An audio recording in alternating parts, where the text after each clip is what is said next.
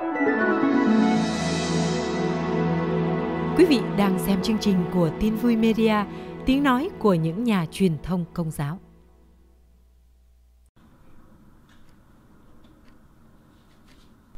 Ugh, what am I going to do with all these? Gosh, there's a million of them to do, as if life wasn't busy enough as it was.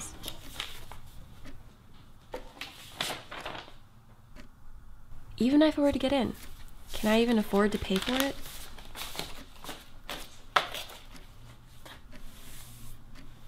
Am I even cut out for college? Ugh, I don't know what to do next.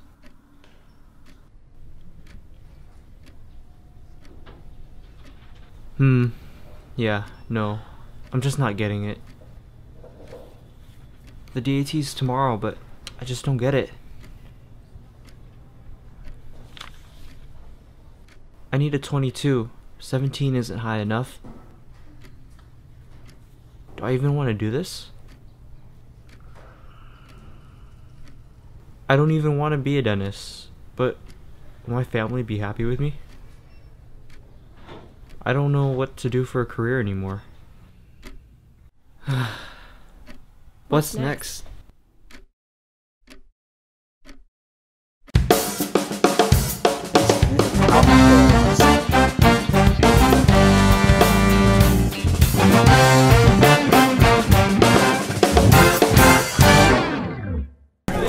Người trẻ mà sinh ra lớn lên ở ngoại thì cái điểm lợi là đã nói rành ngôn ngữ ở địa phương này, và vì lớn lên ở đây thì biết rất rõ cách sống và biết và dĩ nhiên là hòa hợp và thích hợp với lại cái môi trường và đời sống ở Hoa Kỳ. Đó là cái lợi của người trẻ sinh ra và lớn lên ở đây. Cái điểm mà có lẽ là một người phụ huynh như chúng ta, tức là những người Mỹ nhưng mà gốc Việt, là cái ưu tư là làm thế nào để giúp con em mình vẫn giữ được cái nguồn gốc Việt Nam, và nói theo tiếng Anh là làm sao có thể bridge được cái culture gap. Tại vì mặc dù là sinh ra và lớn lên ở đây thì các em hoàn toàn hiểu rõ culture của người Hoa Kỳ, nhưng mà không biết nhiều về culture của người Việt. Và làm thế nào để giúp các em vẫn giữ được cái gốc của mình là chuyện quan trọng. Và thứ hai nữa là mặc dù là mình nghĩ mình là người Mỹ, nhưng mà thật ra mình không có giống như một người Mỹ tiêu biểu. Có nghĩa là mình vẫn bị kỳ thị. Đôi khi mình bị rơi vào những trường hợp kỳ thị vì người ta thấy mình, màu da của mình hay là giới tính của mình, hay cả những người Mỹ da trắng chẳng hạn, như nếu họ là phụ nữ thì họ cũng bị rơi vào trường hợp kỳ thị. Thì đó cũng là một cái vấn nạn khác mà những phụ huynh như chúng ta cần giúp con em, hướng dẫn con em để có thể dễ dàng vượt qua được những cái trở ngại đó. Chị có thể cho biết là làm cách nào để mình có thể khơi dậy được những cái sinh hoạt sống động nơi giới trẻ Việt Nam sống tại Mỹ không ạ? Dạ thưa, tuổi trẻ nào cũng vậy. Thường đầu tiên là có nhiều khi mình đến tham gia một cái sinh hoạt nào là vì bạn rủ chẳng hạn, thì bước căn bản nhất là phải để ý đến bạn bè của con cái. Con mình kết bạn với những ai, và những người bạn đó có phải là những người con nhà đàng hoàng tử tế, hay là rủ quyến con mình đi theo gangster chẳng hạn, hay là cúp cua đi chơi vân vân. Thì bao giờ cũng vậy, là bổn phận cha mẹ thì mình để ý đến chuyện không phải chỉ có chuyện học hành của con, mà cần nhất là cần để ý đến những người bạn của con mình. Và thật ra tìm cách giới thiệu cũng như là khuyến khích các cháu tham gia vào những cái sinh hoạt của người Việt, cộng đồng người Việt. Ví dụ như ở đây là những người Công giáo thì người ta có những cái sinh hoạt để giúp giáo dục thanh thiếu niên Công giáo. Bên Phật giáo thì người ta cũng có gia đình Phật tử vân vân. Thì dù là ở tôn giáo nào, phần nhiều là tôn giáo nào cũng có những cái sinh hoạt và cũng cố tạo ra những cái môi trường để hướng dẫn cho tuổi trẻ, không phải là chỉ về đạo pháp của riêng cái tôn giáo đó, mà còn là để đào tạo những cái thế hệ lãnh đạo mới trong tương lai. Như là khi mà mình đi sinh hoạt thì mình sẽ bớt ích kỷ. Một khi mà mình tham gia vào công tác cộng đồng và nhìn thấy kết quả của những cái việc làm của mình thì càng ngày mình càng thích làm nhiều hơn những công tác cộng đồng đó, và càng ngày mình càng bớt ích kỷ hơn và bớt chỉ có nghĩ đến cái tôi. Thì tham gia những cái công tác cộng đồng đó theo thiện ý của tôi là một trong những cái cách hay nhất để mà giới thiệu con em đến văn hóa Việt, cũng như là giúp con em mình hiểu biết và biết làm thế nào để có thể làm việc chung trong một nhóm chẳng hạn, làm thế nào để có thể lãnh đạo hay là tham gia một cái công tác chung mà mỗi người một ý, thì làm thế nào để dung hòa được những cái ý kiến đó chẳng hạn. Đó là những cái hiểu biết và những cái kinh nghiệm rất quý báu mà sau này các em có thể đem vào trong trường đời cũng như là khi mà đi ra làm việc. Welcome back, and Hoan, as our moderator for this session.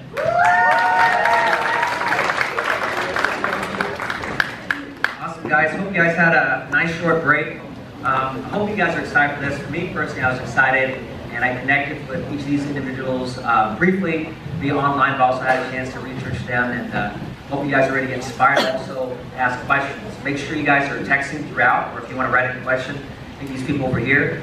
The form of what's going to happen is I'm going to introduce an individual. They're going to share a couple minutes about their story, how they got to where they are. After they finish, then I'll introduce the next speaker. They'll do the exact same thing. We're going to go down the line. After they all share their couple minutes about their story, how they got to where they are, then we'll open up to different questions that you guys may have. So, if we could, we're going to start at the very end, the other side of me. Phan, he is excited to be here to share with you his story about how he went from being in White Center, Seattle, to the White House. He is, like many of you, a son of Vietnamese refugees, grew up in the neighborhood in South Seattle, White Center. You guys are familiar. He went through the public schools. He was the first family to go to college. He attended UW. Anyone want to go to UW here? Make some noise. Okay. No wazoo, huh? Okay. So he went to the U, worked in corporate finance. He left it to pursue something he was more passionate about, and that was helping kids like the ones in his community. He got accepted to Harvard University, played his master's in education and policy. After grad school, interned at the White House, President Barack Obama, before returning here to work in the Seattle Department of Education and Early Learning, where he focused on serving the most struggling students in the most struggling schools in Seattle. You guys, help me welcome, make some noise, Mr. Phan.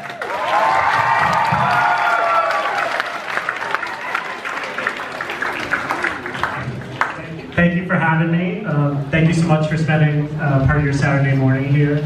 I think I am excited to tell you about a very non-traditional story of a kid who grew up here, who worked in finance for a while and then completely changed his mind, changed careers, changed career goals, and decided to dedicate his life to education and serving students.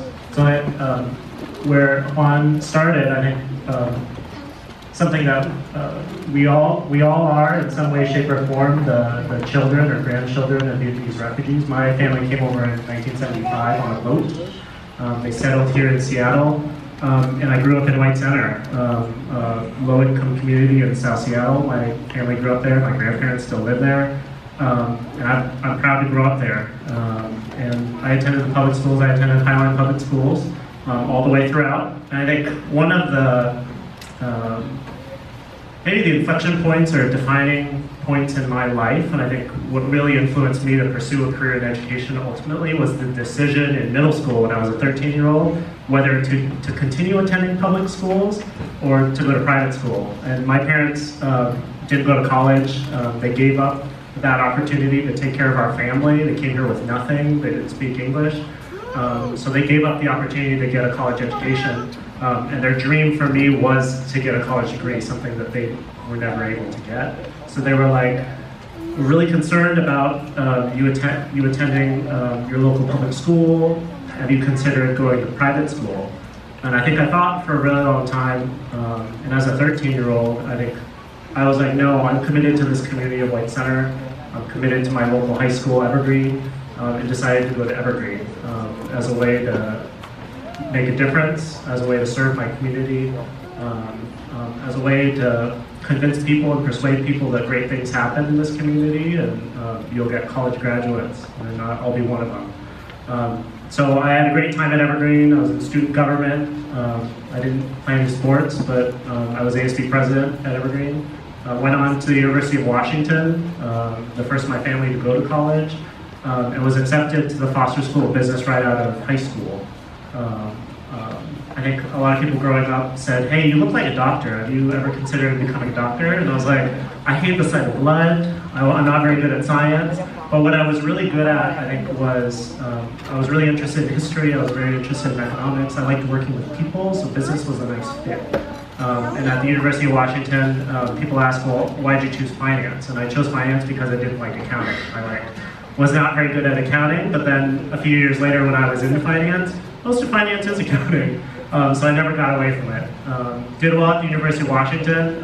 Being the first of my family to go there, it was a challenge, just being a small kid from a small neighborhood in a huge 40,000 student university. I got lost for a little bit, but I met some really great friends in college. I created a community at the business school that really supported me, and I just supported my parents. I didn't go to college, but they had my back every step of the way. They couldn't help me navigate, but I think the one thing they imparted as I was trying to figure out what my major was, they never told me what they wanted me to study. It was always whatever made you happy. That's why I heard it on speech. Like, do what makes you happy, because you have to live with it for the rest of your life. Might as well enjoy it. Be passionate about what you want. So I chose finance. I graduated in 2006. Which was the last time in our economy when house prices were increasing. If you see the house prices now, in 2006 was the last time house prices were a little out of control. So I worked for a local bank called Washington Mutual at their corporate headquarters. Their building now is the Zillow building in downtown Seattle. I was in corporate finance, and I worked in corporate finance for 2 years, until the financial crisis happened. So many of you may be too young to remember this, but in 2008, the economy collapsed, and Washington Mutual was a victim of the financial crisis. I was lucky to have left before the economy collapsed in September of 2018, and moved on to my next job. But I think that the financial crisis really stuck with me, and I think the toll that it took on families, on communities, on our country. All of my friends lost their jobs. Washington Mutual was acquired by JP Morgan Chase, so if you're a Chase customer, you probably used to be a Washington Mutual customer. And was very lucky to have survived the financial crisis and ended up in my next job. So for 5 years, I worked in the private investment office of Bill Gates. And during that time, he became the richest man in the world yet again, where he's at. And I think I was very lucky to have landed in that role. I learned a lot. I met a lot of really cool people. Worked on a lot of really cool projects. But I think all throughout, I think I really reflected and really questioned whether business 8 years in was what I was called to do. So in 2013, I took a leap of faith, and this whole Evergreen thing, attending public schools, serving students like ones in my community, was something I just couldn't walk away from. So I listened to that calling and left everything and said, I've always wanted to apply to grad school. As a kid whose parents didn't go to college, like going to grad school was not something that was in my even comprehension. So I said, if I get into grad school, if I'm able to pursue a master's in education, I will leave this very nice job in finance and pursue this new path. So I was accepted to the one school I applied to, Harvard. I got in and I left. I just walked away from everything. Harvard, I'm happy to tell you more about that experience. Oldest university in America. I was a kid from the hood, out of school, where people are born into money, born into privilege. So it was an eye-opening experience. I had a great time there. I met some people who were just as passionate about me to serve students in their communities. Completed my master's in ed and say, hey, I knew I wanted to come back to Seattle because serving students in my community is my passion, and I think what I'll do for the rest of my life. But what's one thing that I want to do before I come home? So once again, I applied to one thing. I applied to the White House internship program, which has been around for a long time, and was accepted to serve in the Obama administration.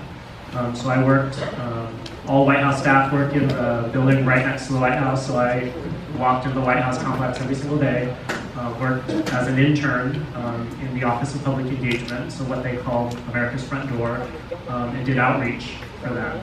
So I did outreach to small, minority-owned small businesses. I did outreach to Fortune 100 CEOs. During my summer there, history unfolded. I was there in the summer of 2014. History unfolded. We had Tim Cook come in. You had CEOs of Microsoft. You had Rex Tillerson come in. And I think history just unfolded that summer. It was a very eye-opening experience. But I knew at the end of that summer I was coming home. So in summer 2014, came home. There was a new office opening up in the city of Seattle called the Department of Education and Early Learning. I was very lucky to get a job there.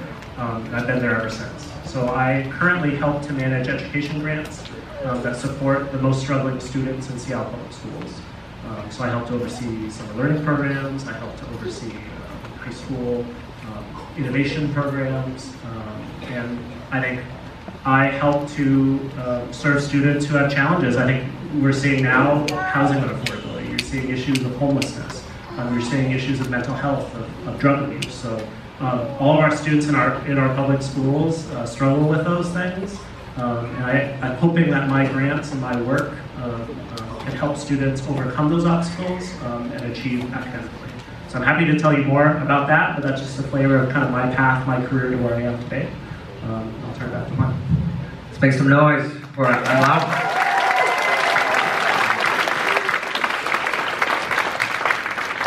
So our next panelist serves as the president of Seattle's Union Gospel Mission. I'm sure some of you may have had the opportunity to interact with an amazing organization or maybe volunteer and support. He's been there 7 years. And previously, he has 3 years working with a large youth camp in California, which is a Human Light Christian camps. He's married, has 5 children, and he is a grandfather to many. Please make some noise for Jeff Lilley.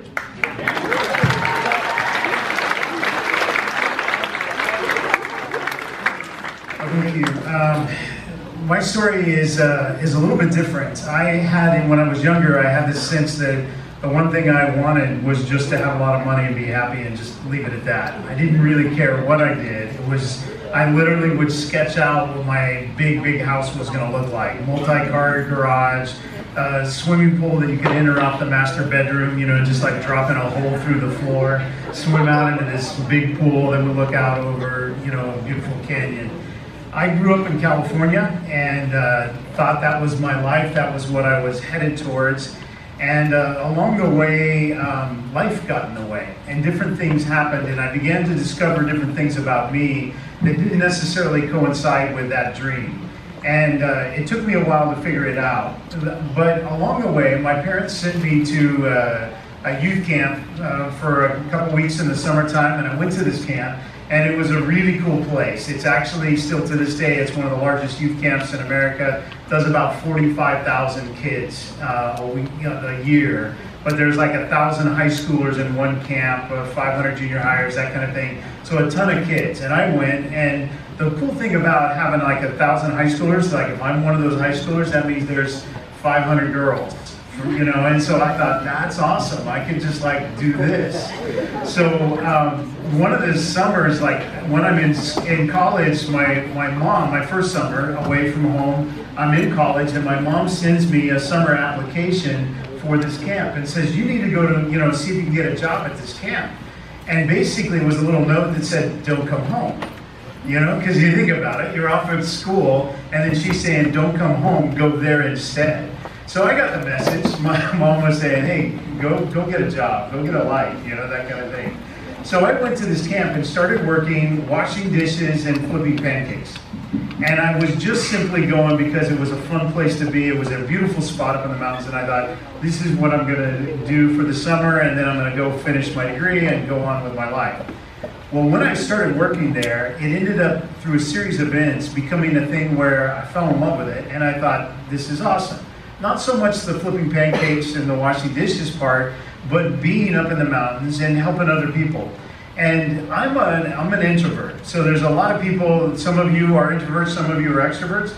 I'm a severe introvert. I'm like the wallflower, sit in the back, I'm okay. People feel sorry for me back there, and it's like, just leave me alone, I'm fine. You know, it's that type of thing. That was my life, that was my world. But through a series of events, I started to learn different things about me, that I wasn't okay to just sit in the back, that I would start having ideas and thoughts, and so I would start looking at things that were going on in the camp, and I was going, why are you doing it this way? Why don't you try this? Why don't you try that? And over time, the camp said, well, do you have any ideas about this? And I would start doing things, and before long, I ended up moving from food service into the program world, where I was working with 1,000 high schoolers. And it began to be the type of thing where some of the ideas that would come to my mind, I would start using them, and they would go, well, do you have any ideas of how we could run the camp? And the next thing I know, I'm the assistant director of the camp, and before long, I become the executive director of this huge youth camp. And I'm looking at it like, that is not on my list of how to get that swimming pool in my bedroom. Because nonprofit work doesn't necessarily pay the highest dollars. And so I looked at it and went, this isn't going to get me where I need to go.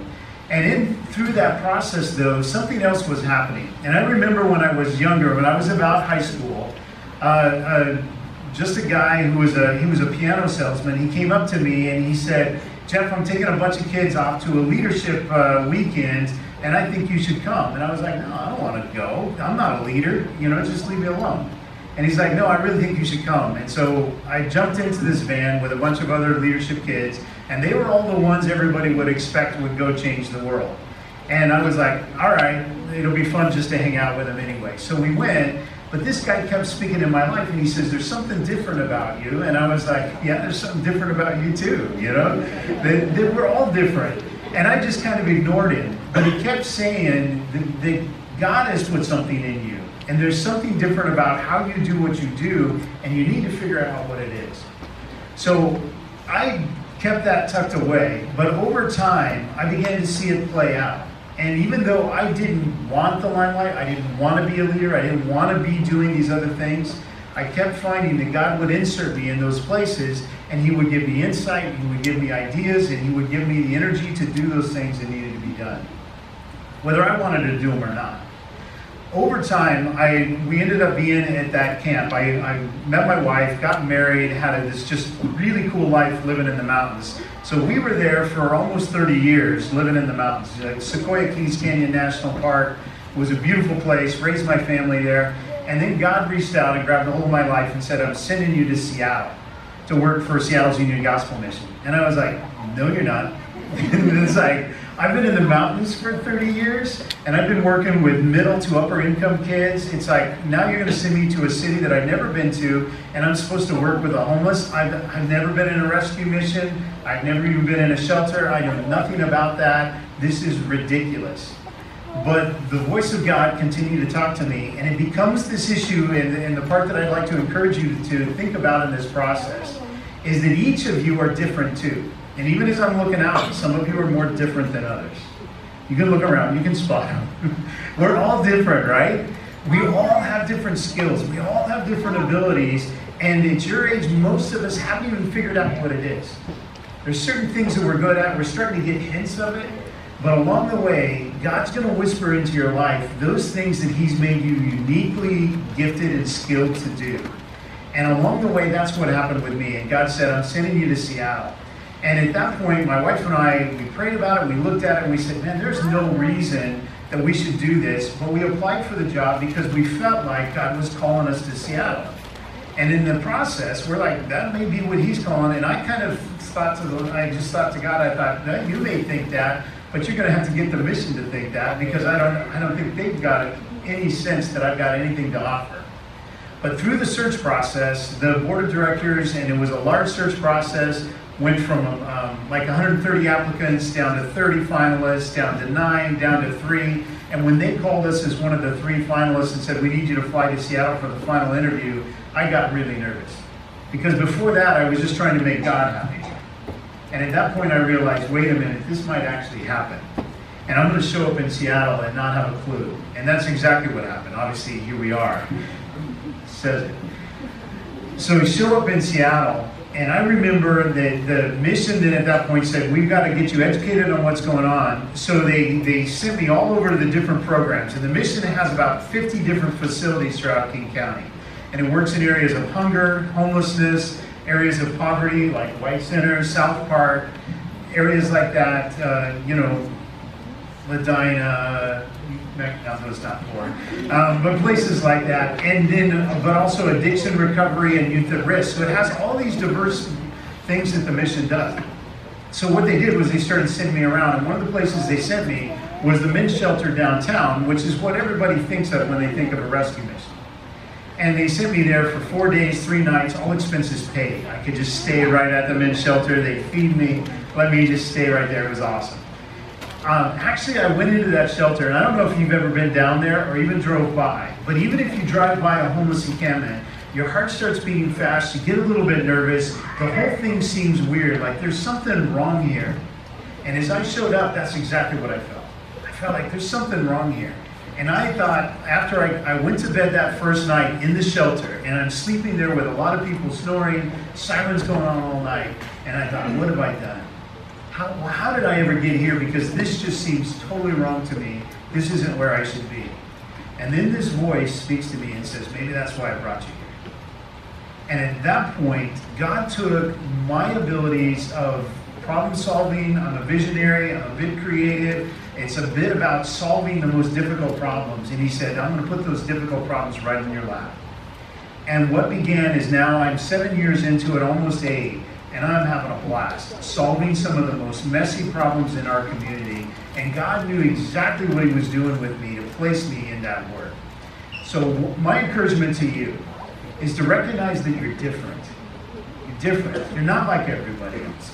God's made you unique. Your biggest challenge is to figure out those gifts, those abilities that he's placed into you. He's willing to tell you if you're willing to listen. So my encouragement to you is pay attention to that voice that's not the whack voice. That's whack. Instead, pay attention to the one that's speaking truth into your life, because then you go on an adventure that's crazy. I'm in the story business now. I have story after story that I can tell you that is just incredible. And it's everything from having police draw their guns at me, to helping murderers, to being involved with the mayor on how he designs homeless programs to pull people out of homelessness. But I'm on an adventure that I desperately love, and I'm having a blast and having the time of my life. So recognize that you're different, find out what those differences are, and let that lead your course. So show some love for Thank you.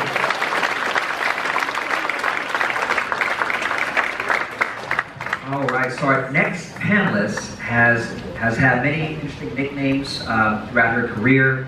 One is the Underwater Queen, because she developed undersea explosives while managing all undersea weapon programs for Naval Surface Warfare Center in Maryland.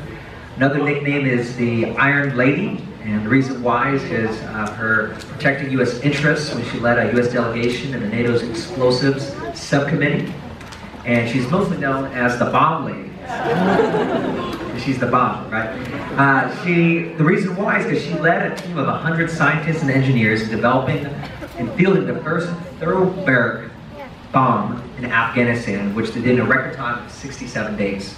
Currently, she's a senior executive in charge of all the science and technology for unmanned aerial systems in the Department of Homeland Security.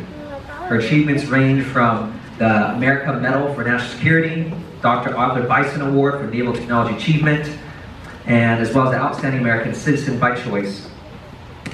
She's a staunch advocate for freedom, human rights in Vietnam, and spends a lot of time mentoring Viet youth, hence her presence here today. Guys, please help me welcome, make some noise for both of you.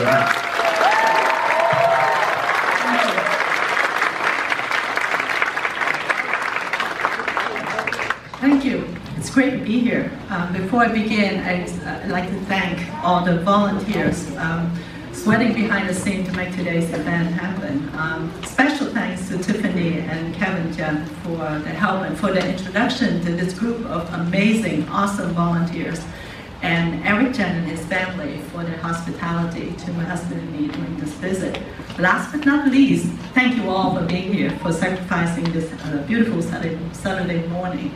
I hope that when you leave here, you're gonna have some new food for thought, maybe some new considerations as you continue to chart out your map, your path in life, right? So as to my path, from a dirt poor refugee of war to a government senior executive, from a strong dislike of science and technology to spending my entire career of 34 years to date in science and technology, I certainly had my share of sweats, thrills, disappointments, as well as successes. My path, certainly, I ran into a lot of minefields and potholes. Being the first, the only one, or one of a very small minority in many circumstances. And maybe that's one angle that I'd like to stress to complement the other perspectives that have been and will be presented to you today. So it started with my choice for career, right? Upon graduation from college, I went and worked for the Department of the Navy for 25 years, which means that most of my bosses and superiors were white male, and actually a lot of them were military officers. So what was wrong with working, or what is the problem of working for military bosses? Well, a lot of them were just not accustomed to deal with civilian female professionals like me back then. And to make matters worse, what was my field? Explosive research and weapons development, you know, things that go boom and bang, you know, not very typical of a field that women would like to choose. A quick example, one time I made a technical presentation in a Perm review years ago. And then at the end, this one-star Navy Admiral sought me out to tell me how he was impressed at my technical depth. And then he made the remark that I was the smartest woman that he had ever met. So let's stop and think about this for a second. Had he said that I was the smartest person that he had ever met, I would have been greatly flattered, right? But instead he said I was the smartest woman that he had ever met. I don't know what he realized, but he ended up insulting me instead of complimenting me, right? Because what does that mean? Did he mean to say that he didn't think that highly of women? It's just, yeah, I would just happen to be the smartest thing. He happened to me today. That surely would be a very sad day for all of us women in the world if I was indeed the smartest woman that he had ever met. But again, I'm sure he meant it as a compliment. It's just that he was clumsy. He didn't know how to talk to women.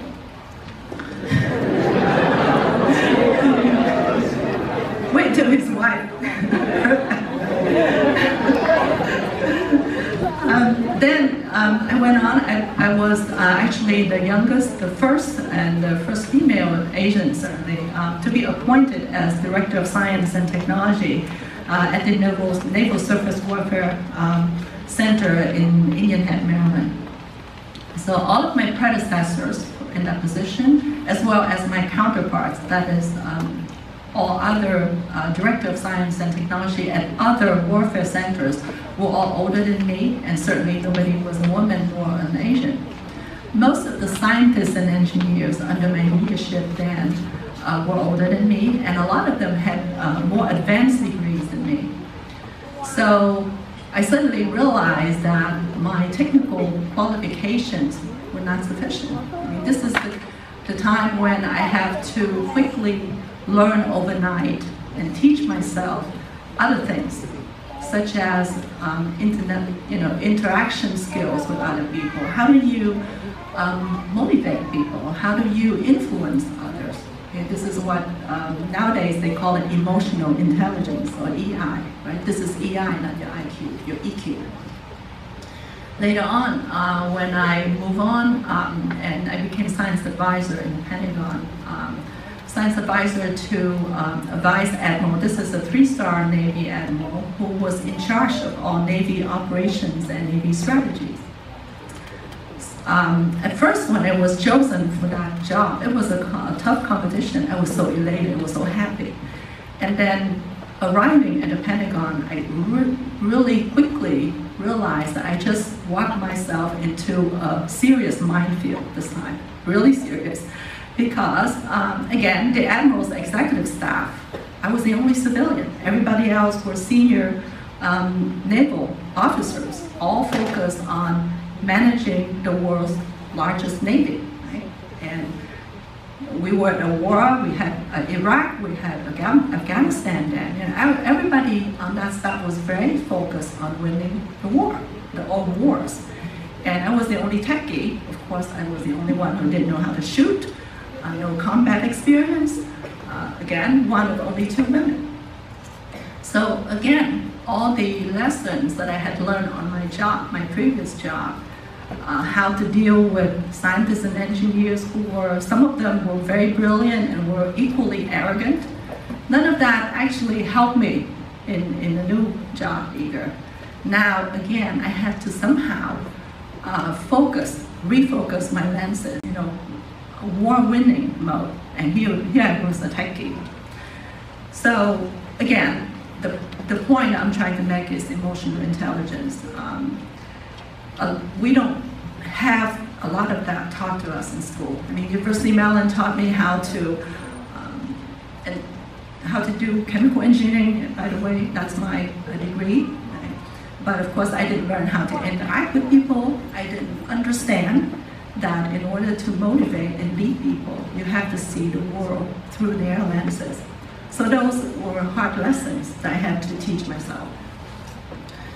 I remember my favorite gifts, farewell gifts, when I left the Pentagon to go to the Department of Homeland Security. It was this plaque, and they thanked me for my visionary guidance and my undaunted leadership. That really amused me. Undaunted leadership.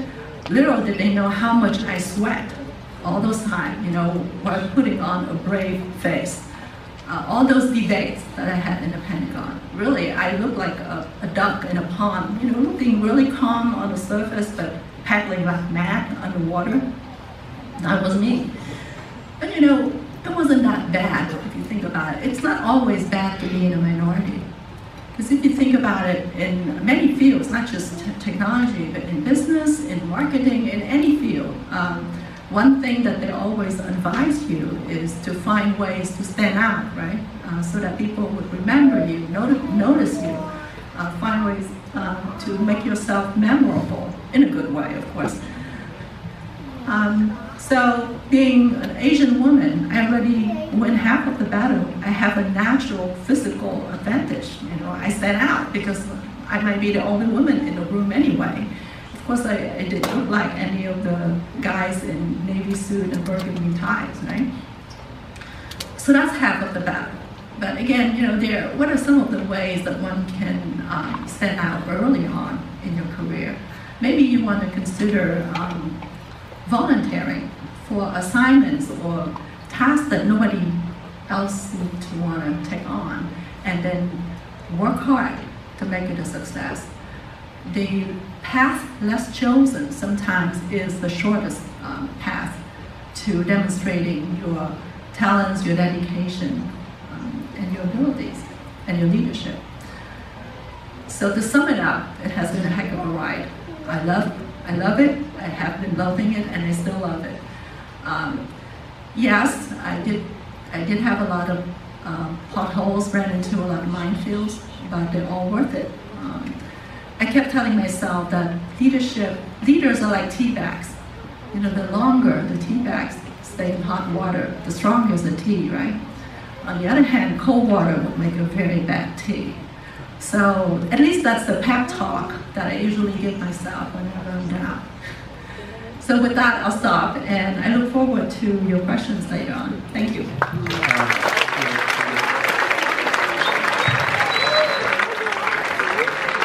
All right, last but not least, our last panelist is a Vietnamese-American YouTuber. He delivers a unique sense of style and commentary in the culture, the sneaker fashion and sports scene. He also talks about highlights on lifestyle of Asian Americans, which has been really resonating with the youth and millennials because it's evident the results we've had with over 800,000 subscribers and over 100 million views. I had a chance to meet him a couple years back in Alhambra, I believe, at a boba shop with Fun Bros, and at the beginning, that's when you're really getting into it. And I can say, you know, we haven't seen each other a couple of years, but I've been paying attention from afar, and I can totally respect all he's doing because of the hustle it takes behind the scenes to get the results he's taken. But also, as a speaker, I just respect people who can communicate things in a unique way. So guys, please help me welcome Mr. Richie Lilley.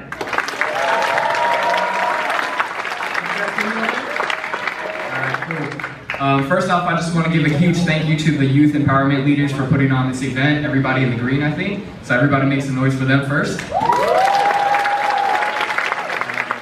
also want to say I'm really honored to be on this panel with such great people. It's been cool hearing your guys' story.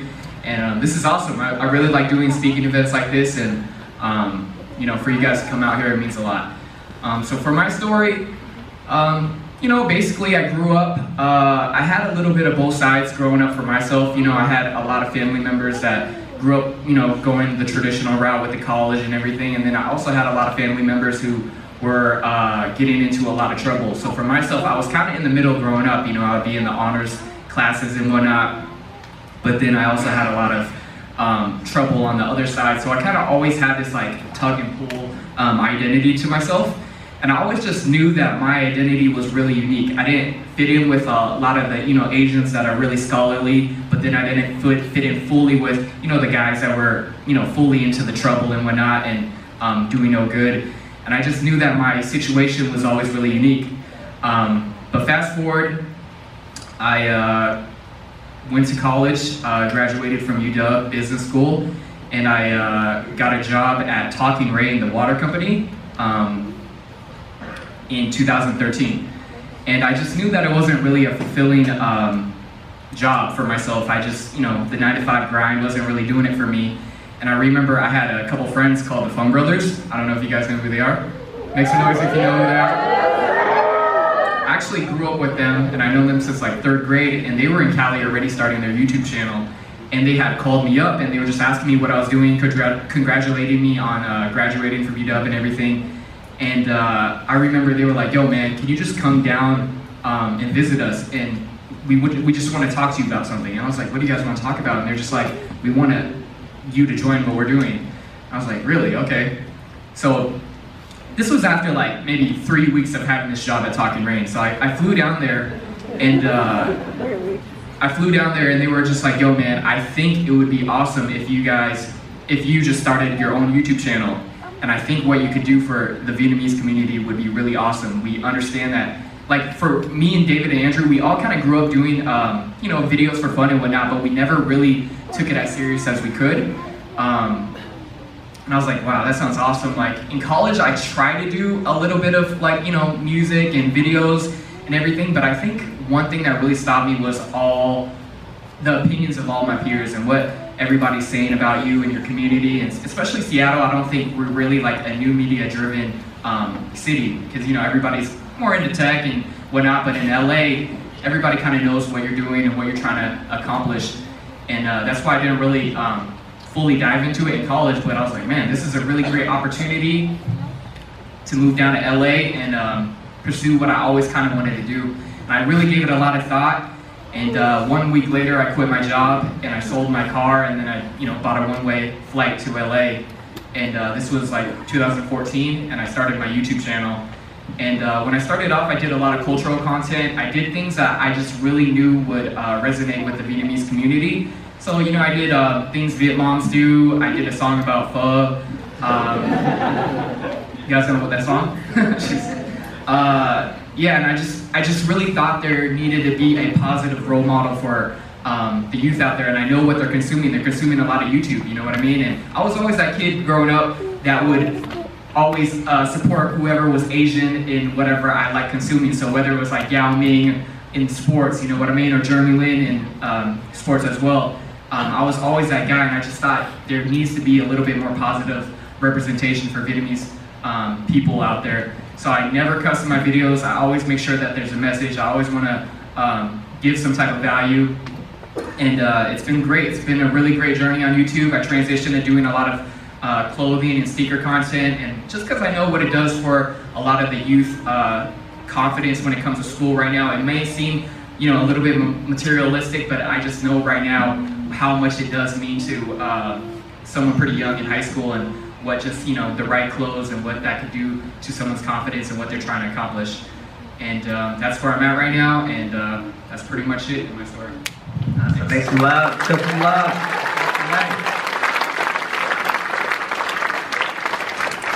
All right, so we're going to be transitioning to the Q&A portion. If you guys can have questions that spurred from them sharing their stories, continue texting it in, or connect with one of the people in the green shirt so we can run with it. But I got a couple questions here. I would like to start off with Miss Dương Nguyệt Ánh. The question we had for you was, what was the moment or maybe an event in your life that sparked your passion to go down this path that you've gone down? As a lot of you already know, I was born in Vietnam. I grew up throughout the war. In my first 15 years of life there. My brother used to be a helicopter pilot in the former South Vietnamese Air Force. So I remember how I used to stand by the gate as a little girl, 8, 9, 10 years old back then, waving goodbye to my brother after his short holiday with us, tears streaming down my face, not knowing whether I would ever see him alive again. In those moments, I wish with all my heart that I had a magic wand that I could just bestow on him the best weapon, the magic weapon, so that my brother would always stay alive. He would always win and could come home intact.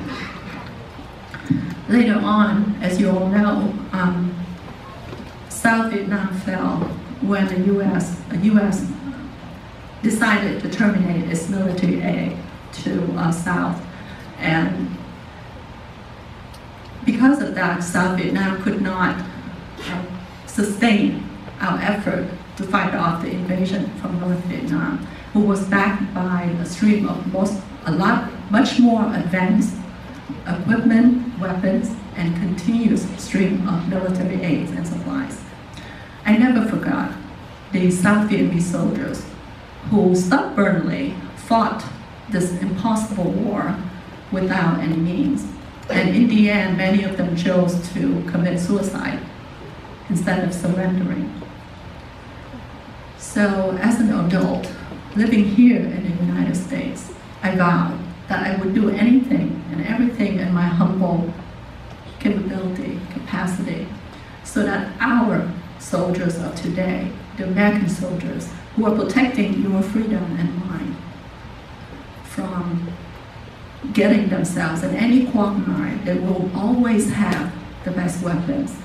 Because every time I listen to a report on American casualties in Iraq or Afghanistan or elsewhere in the world, I can't help it. I would immediately remember me as a little girl waiting by the gate many years ago.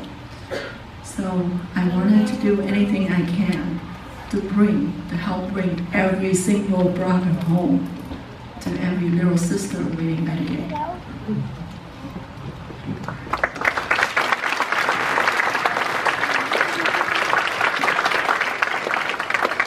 The next question is for Anh Long. You know, a lot of people, when you're graduating and you think about finding a stable job, you have money coming in, paying back debt, you know, we're curious about what spurred you to walk away from this, all that you're doing in this, and how did you deal with that financial uncomfortableness, or how to deal with that thought process? Like, what helped you to get through it, to make a final decision? You know what, this is what I'm going to do. Yeah, I think it was, I think surviving the financial crisis and seeing how much money was lost in 2008. I think also working for the richest man in the world. Like we were working on things to make a rich man richer. And I think my heart had always been to serve poor communities, to serve struggling communities. And I think when I was thinking through taking this leap of faith and making this huge career change, I think as long as I could take care of my family and pay the bills, like working in a job that I come in every day feeling proud of the work that I'm doing, of the people that I'm serving, was more fulfilling to me than the great work I was doing with the Gates office. Like, they were doing important work, making a rich man richer so that he could give it away.